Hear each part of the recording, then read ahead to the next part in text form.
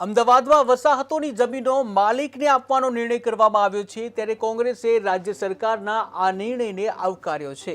રાષ્ટ્રીય પ્રવક્તા યુથ કોંગ્રેસના નેતાનું નિવેદન સામે આવ્યું. જંત્રીના 25% ભાવમાં પણ લાખો રૂપિયા ભરવાના થયા છે, ત્યારે અમુક લોકો આટલી રકમ ભરી શકે તેમ નથી.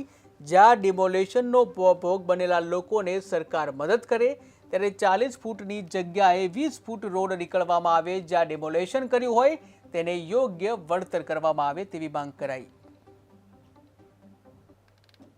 ઓઢવ રબારી જસોદાનગર રબારી વસાહત, જસોદાનગર જૂની રબારી વસાહત અને અમરાઈવાડી, આ જે 4 વસાહતોને ઘણા સમયથી પ્રશ્ન ચાલતો હતો.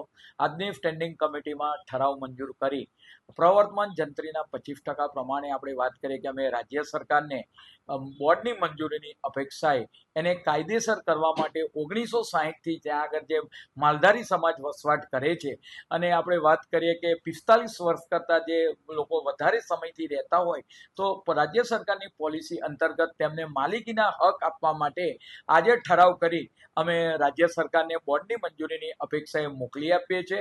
પરિણામે રાજ્ય સરકાર તેના પર નિર્ણય કરી આગામી સમયગાળા દરમિયાન આ રબારી વસાહત માટે ખુશીના અને આનંદના સમાચાર કે જે આગળ વર્ષોથી આ લોકો રહે છે તેમને પોતાના માલિકીના હક સહેલાઈથી પ્રાપ્ત થાય, અને જે સરકાર નક્કી કરે તે દરે આપણે વાત કરીએ કે 6 મહિનાની અંદર તેનું પેમેન્ટ એને કોર્પોરેશનની અંદર જમા કરાવવાનું રહેશે.